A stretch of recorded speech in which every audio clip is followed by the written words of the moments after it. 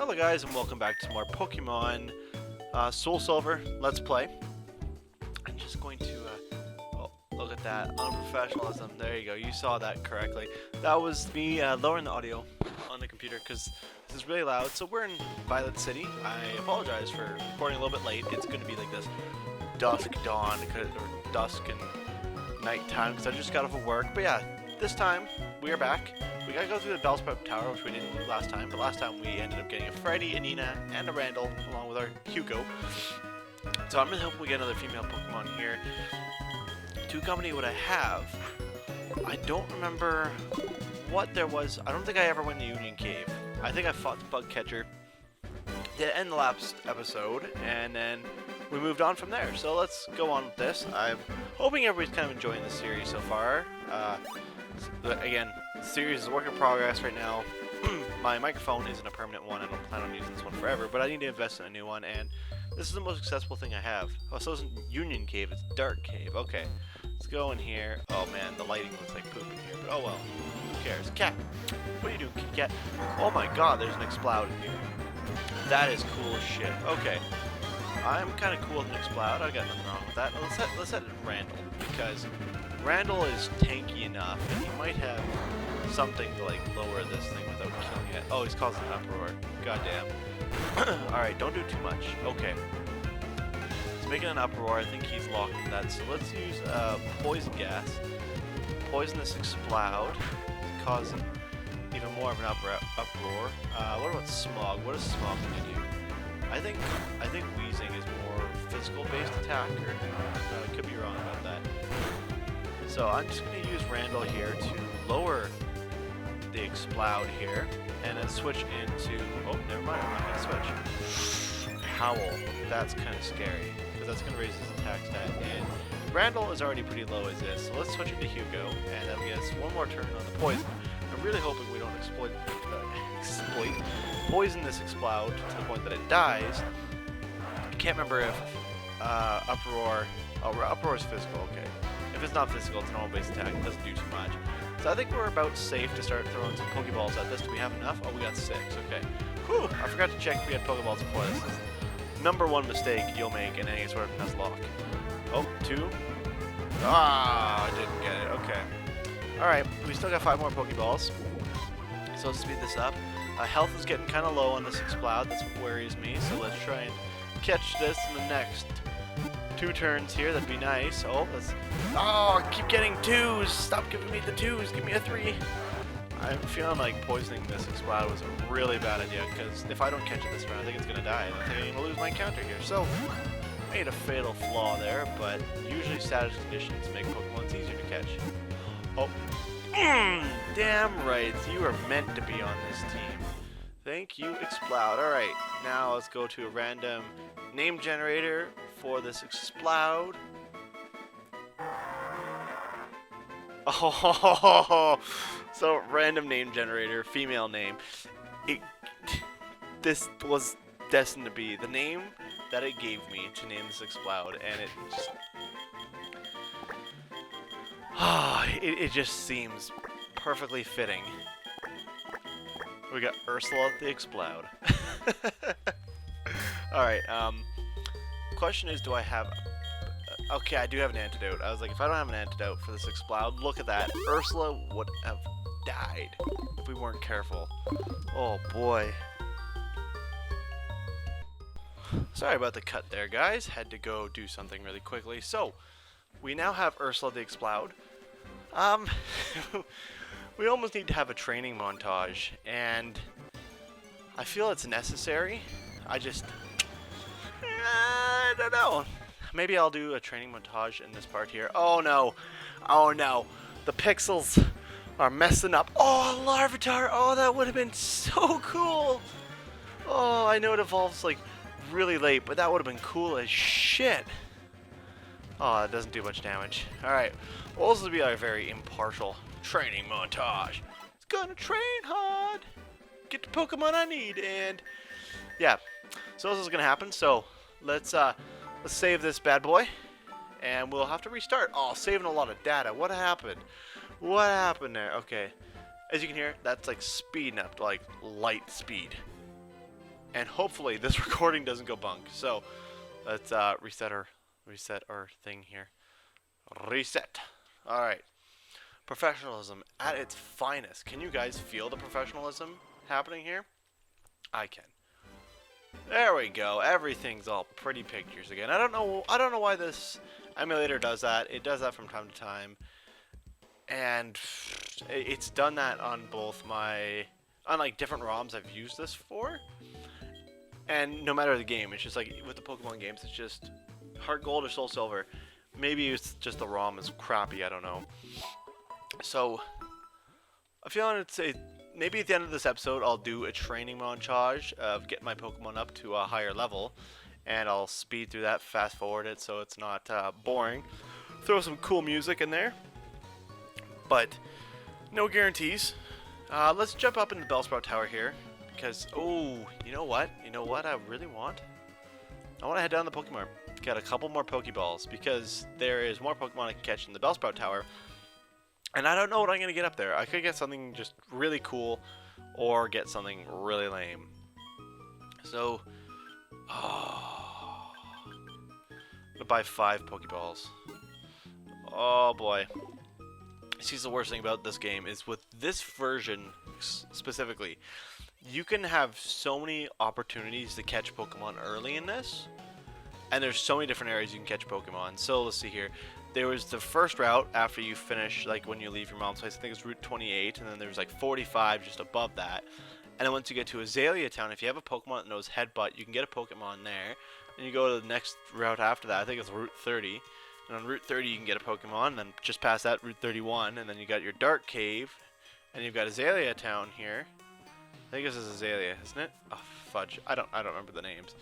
So there's like so many opportunities, and then you get another one in here, and then Ruins of Alph, because all that's randomized, and that one's really cool, because in the Ruins of Alph, there's 26 different unknowns, and obviously you can't get them, and I'm sure there's certain areas you can get different unknowns in, but with 26 different unknowns, there's 26 possibilities of Pokemon you could catch in there. Some of them will be a lot more rare than others, but that's a ton of options that you can catch from, which is pretty sweet. So this Bellsprout Tower, oh man, you know what? I think I'm going to train Randall a little bit here. I don't think I'll be able to train Ursula too much, but Randall's pretty tanky. Knows Smog, and all these Bellsprouts I'm pretty sure are weak to poison type attacks, if I could actually hit the attack. So he's going to Vine Whip me, shouldn't do much damage because I'm resistant and I'm tanky as shit. So let's do Smog. Boom! Big hits? Big hits? Nope. No, it's not big hits. Okay. Is Tackle going to do more damage? That's a real question. Oh, Randall, you are physical as hell. Look at you go. You're just throwing your body around. Son, you're a floozy. I hate to admit it. So yeah, this episode, I really want to get the Bellsprout Tower done. I don't know if I'm going to get the chance to fight Falconer just yet. I think we need a little bit more training to do, and we'll explore the area around here.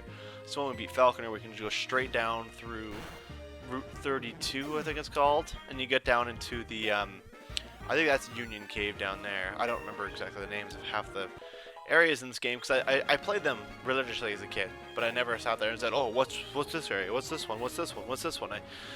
I never made sure to know the names. I know there's Ilex Forest, where you catch all the bugs, and that one's really annoying in this series, because they added in the stupid little Farfetch'd.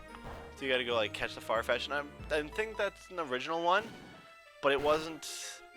They made it more clear in this game, so it's like you step on the branches, it's like, oh, surprise, you scared the Farfetch'd. Before, you just kind of had to randomly guess and hope you got it right. So it was a nice addition, but I remember that much, that you had to like find the dude's Farfetch'd, and you would get your cut TM after that. I really wish Nina knew Aurora Beam, or is it Aurora Beam? Aura Beam? I'm not too sure of the name, but it's a nice type move. Ah, our first encounter here is, oh my god, okay, that's cool as shit, but I'm really worried it's about to do one thing right now, and this happened to be a past playthrough. These things no fucking teleport, so unless I catch this in the first Pokeball, I'm screwed. I think I'm screwed. I think it's gonna teleport.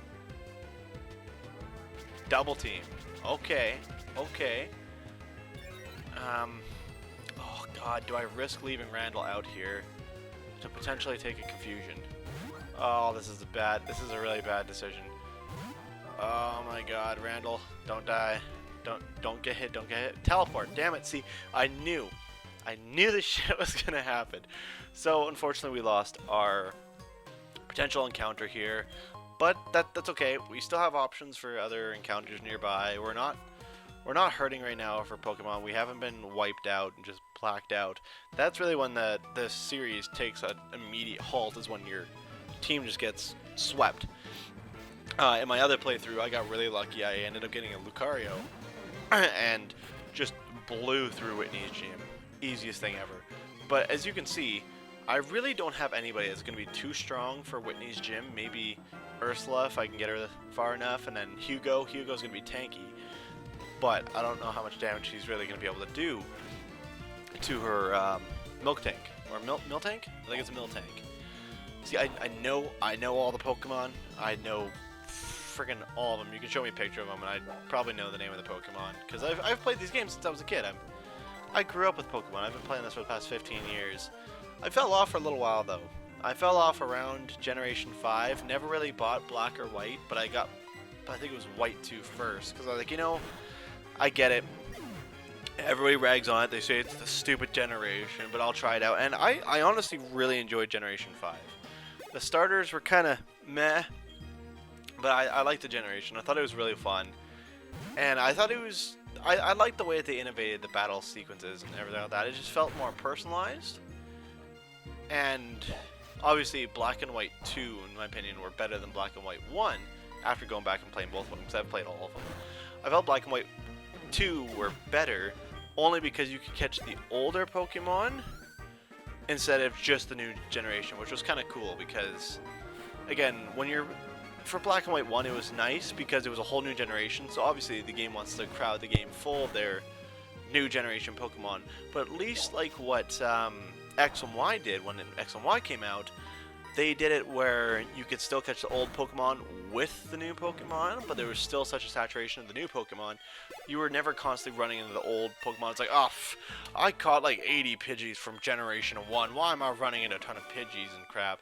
The most saturated thing you probably ran into was a Zubat. So, again, Generation 5 was really good. I really liked the way they did their Black and White 2 and the way they carried that over into X and Y. Omega Ruby and Alpha Sapphire, though, I felt like they dropped the ball. IGN gave them kind of low ratings. They're like, oh yeah, you know, it's all watered up and stuff. And I thought it was all a joke until I bought it myself. And it was nice because then all the Pokemon from Generation 3 you couldn't normally get, you had the disposal of, and you could catch all of them and carry them over to your new game. But there wasn't enough of the newer Pokemon as well to incorporate into that it felt like you were playing another new game. It's just, oh man. Okay, I'm gonna see, Ursula, what can you do in this fight? You know Pound. Can you take a Vine Whip? Sort of. Okay. Can you kill this Bell? No, you're not going to kill this Bellsprout by yourself. That's not happening. Alright. Let's just throw Hugo in there. Get Ursula some like switch training experience. It's probably the best we're going to do with her for now until we can get her leveled up a little bit more. But yeah, I really liked, the later generations and the way things were done with the later generations. It was just, it's nice. People can be very much purists about the old games and very much elitist, where they say first generation was the best generation. I don't know. First generation was one that started off and you realized, gosh, these Pokemon games are going to be amazing. But they started stepping it up and just getting better with every game. So I was very much a fan of the third generation to begin with. But I played enough with the second one that I think I'm more of a fan of the second generation. And I thought they incorporated some awesome Pokemon in the second one to make it worth actually playing. So there's purists for everything, and people will say one's better than the other, and I don't know, I like to think Pokemon is so versatile, they've gone through so many changes that it's whatever works for you, whatever's fun for you, whatever game you enjoy the most is really just what it comes down to. If you really hate the first and second generation, but you really like the third and fourth, there you go, that's all that matters, right? It's whatever appeals to you, and that's the nice thing about these Pokemon games, is there's something for everybody in every game. so I think my only complaint that my biggest complaint I can have about Generation 6 was that with X and Y you had the whole best friend thing, and I kind of liked having a rival of some sort. Because I know in Generation 5 you had a rival, but they were still your friends. They trained with you, but you weren't like constantly attached to them, and it was this kitschy little like, oh, we're best friends kind of thing, right? You went through the whole like Fallout where, what was the chick's name? Oh gosh, the girl with the glasses. I can't remember her name because it was Charon, and I can't remember the other girl's name. Was it Charon or Karen? I don't remember. But the one girl, her dad was like, no, you're not going on an adventure, and she ends up going on an adventure anyways because Professor Juniper was like, no, you should do it. It'll be good for her, and she goes off and goes on her adventure, and it's kind of cool because you see this character grow and become a lot more mature, and that's what the Pokemon games are about: maturing, growing, and making friends. But when you got to Generation 6, it was like, hey, look, you got a ragtag group of 4 friends who are all coincidentally kind of like your neighbor, and they're all friends with you, but you're all going off and doing your super cool things. Like, one's a dancer, one's the brainiac, one of them is the bold, I'm gonna be the winner, and the one's like, oh, everyone, let's just bake a cake and be happy. Like, it just didn't do it for me. I liked with Black and White 2 that you had Hugh, I think was his regular name, and with Hugh you could choose, like, he was a rival to you, but he was also a friend, right? He was always there to help better you, and it kind of felt like they took Gary Oak and the douchiness of Gary Oak, but made him redeemable, and that's why I really liked Hugh. So later generations again have changed the series. Whoa, Ursula, 2 levels. Holy shit, you're going up. And then Hugo's level 9 now. We're just skyrocketing through this. This is great. Oh, you learned Swift. That's gonna be good for enemies that use just like Smoke Bomb constantly. Oh god, like Magmars. But I'm not gonna use you against a Magmar because that's too dangerous. So Ursula has finally caught up with Freddy and Nina. However, I think I'm feeling like Ursula is going to be kind of tanky here, because first fully evolved Pokemon, like 12 defense. Oh no, hands down Hugo. So this Exploud, I'm really starting to wonder where this Exploud's going to go, because this Skarmory is looking amazing so far for stats. Maybe because it's still early in the game, but even Randall and Hugo are doing better than Ursula. Well, you get what you get. Beggars can't be choosers, and you take what victories you can get. So I'm kind of miffed that we lost that Gardevoir, because that would have been really cool to have on the team. Would have been really strong. And again, I don't have a Psychic type. I'd like to have one for when we have to go against Morty later on in the game, because he uses Ghost type, and I don't really have anything. Let's go into Randall here. Randall can take on this Bellsprout, no problem, because I think all these things know is Vine Whip. Vine Whip and maybe Growth. I think the last guy's Bellsprout, I'm pretty sure knows Ingrain though, so it makes it a little bit tougher, because if you're trying to whittle the thing down over time, you're not doing very much damage. But I gotta give it to that, this Bellsprout's doing at least 2 damage per turn now, instead of just the typical 1, so this Bellsprout's putting up a fight. He's putting up a pretty redeemable fight, but again, I'm gonna sweep the floor with him. Randall's going to get the experience he needs, and we're going to be peachy keen. So yes, that was my opinion on the Pokemon games and the games so far. I don't remember too much from half the Generation 4 games, because I didn't play them too much. I had Diamond and Pearl. I think I played through Diamond once. Oh no, I played through Pearl twice, but I was always the kid that, like, before like Pokeboxes came out and whatnot, I had 2 copies of the game. So you had the one copy that had like all your really good Pokemon on it, and every time you beat the game you transferred over, and every time you had a new party you put it on there, and so it was like that was your Pokebank, all your really cool stuff. So I restarted Diamond so many times, and it's just I never played it too much. I played Diamond, I think I beat it about 4 times growing up. Oh yeah, see, there's the Growth.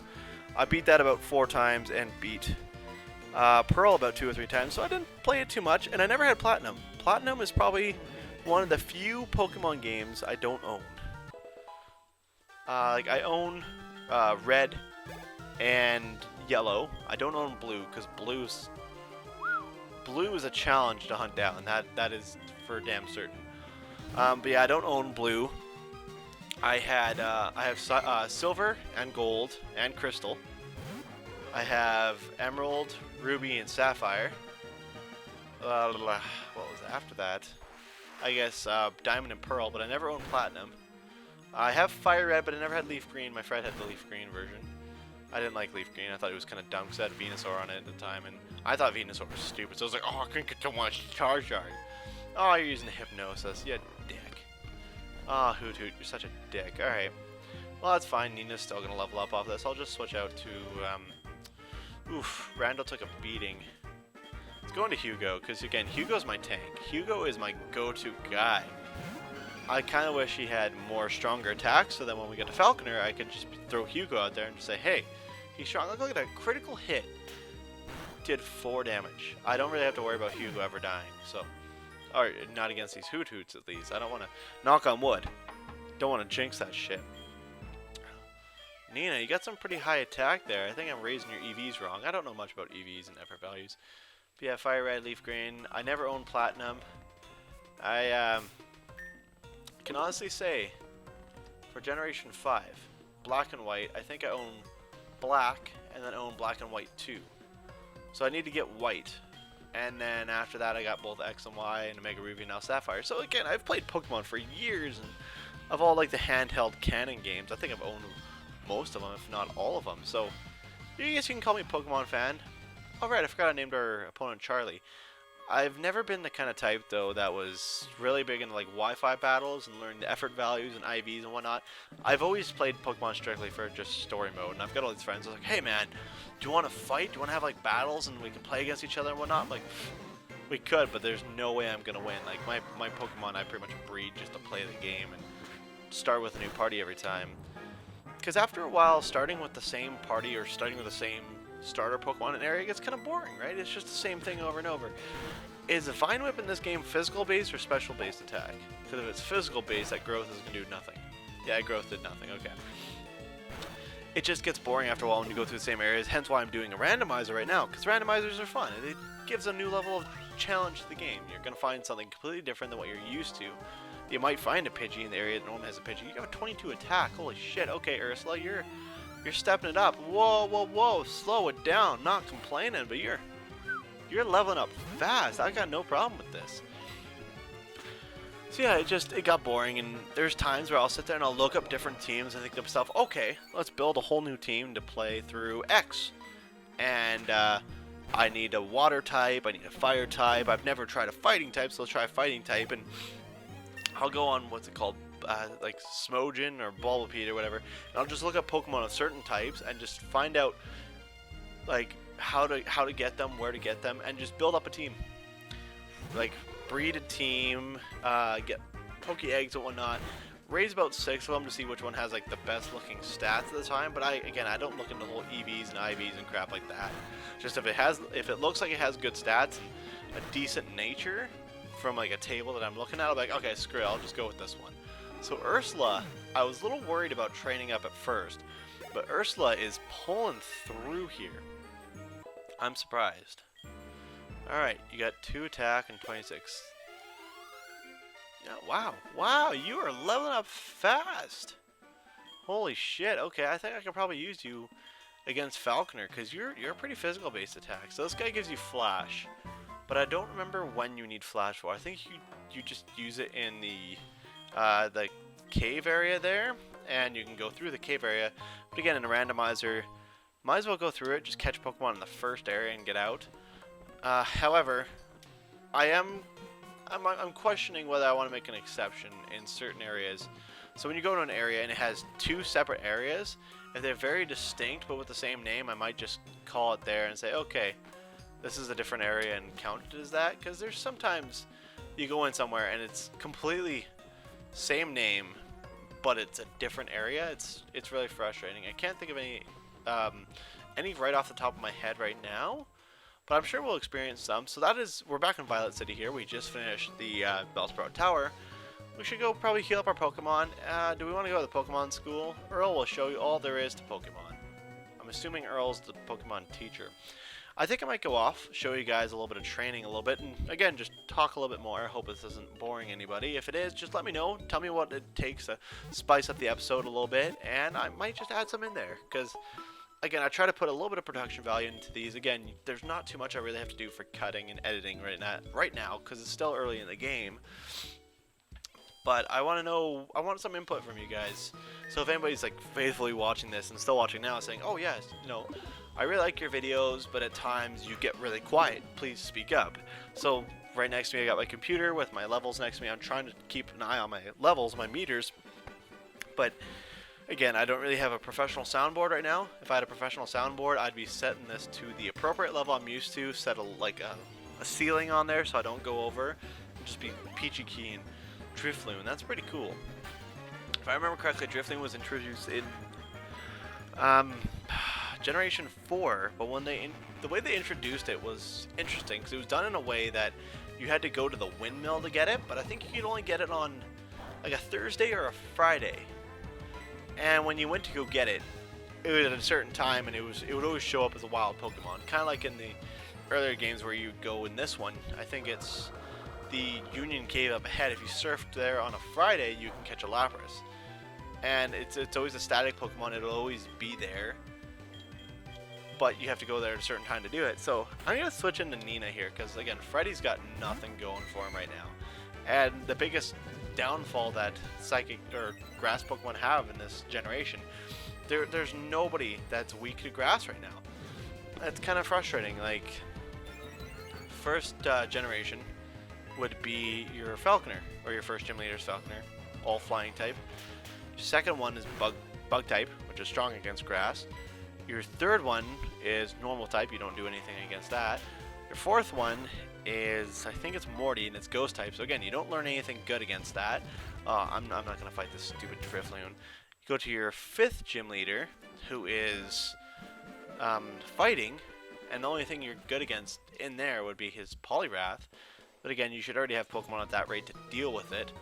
You get to your Jasmine, who's the Steel type. Again, you don't do much to that. You get to the 7th gym, which is all Ice, and the 8th gym, which is all Dragon type. There's nothing you have an advantage to. And I think that's why Chikorita kind of fell short in this generation. Nobody really picked it, because you just didn't have that type advantage. And it's not until you go back to the previous generations that you get Misty and you get Brock. And you had either Giovanni or Red. I don't remember which one takes over the gym. I don't think we've been down to this route yet, so let's go through here. But again, you just had that type advantage with the first generation, and this one you didn't have that with grass types, and the grass types fell short. So Glameow, I've never used one of these things, but I'm kind of hesitant right now because I already have a normal type, and I don't think its second one's really going to help me. But again, if this thing, I think, oof, God, that hurt. If Perugly is tanky but has a good physical base attack, I think it might be worth trying. So I was really hoping this thing only knew Fake Out, but it doesn't. Ow, God, this thing hurts. Alright, can we absorb this to get some damage back or health back? We can, okay. So we're probably going to get like 2-3 health back from this every time, but it's better this way to get it kind of low and then switch into like Hugo or something and tank it while I throw Pokeballs at it. Again, I don't really want a Glameow, but it's what I was offered. It's what I was given, and I'm not going to complain. I'm just going to take what I got. So Freddy's healing up pretty nicely off of these absorbs, because the stupid Glameow keeps trying to use Fake Out. Strong attack, but it only works on the first turn, so you think the AI would be a little more intelligent than this, but nope. Not complaining. Alright, let's use a Pokeball here. Hope we can catch this thing. Alright, 1. Oh, come on, you little bastard. You little cat bastard. His tail looks like cotton, which is kind of cute. I don't know, I think I wouldn't mind a Glameow, because I really like cats. And Glameow is really cute, but Perugly is denoted by the name. Ugly. So, let's go to our random name generator for the female name. Alright, let's find out what we're going to name this thing. Lacey. Cool. Kind of reminds me of Lacey from Corner Gas, and I'm Canadian. any American followers, if I ever have any, probably won't know of what corner gas is. It's a small little Canadian TV show about people that run a gas station out in Saskatchewan. And it seems like the stupidest show ever, but it's actually really funny. I think it's kind of more so of Canadian humor type thing. So if you're American, you wouldn't fully understand the jokes. But I like it. I really enjoy it from time to time. I'm not gonna say it's my favorite show, but see, so what we got with Lacey here. So we've got a Lacey with quiet nature, and it knows fake out and scratch. That's great. Let's move Scratch up here, and we're probably gonna have to level that up again with the next and a training montage. So we'll level up Lacey, Freddy, and Nina because they're all kind of low.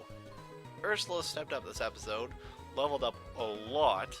Hugo leveled up quite a bit, and then Randall's just there. He took on a bunch of Bellsprouts, and I could have used anything against those things, but I used him. So this is Route 36 here. Can't really go over to the left here because there is a tree here. I wonder what it is. Oh, it dances. It dances. Anybody that's played these generation games know that's Pseudo-Wudo. So we can't get by that, excuse me, until after the third gym. Excuse me. So now we're at the Ruins of Alf. I'm only this time am I going to consider this two different areas, like this for example. So there's the outside here, which is the Ruins of Alf, which is like an outdoor area, because there's water here and there's grass later on, and you go inside, and again, Ruins of Alf. It doesn't really make sense. And even the music changes, so I'm going to consider this a second area here, and go from there.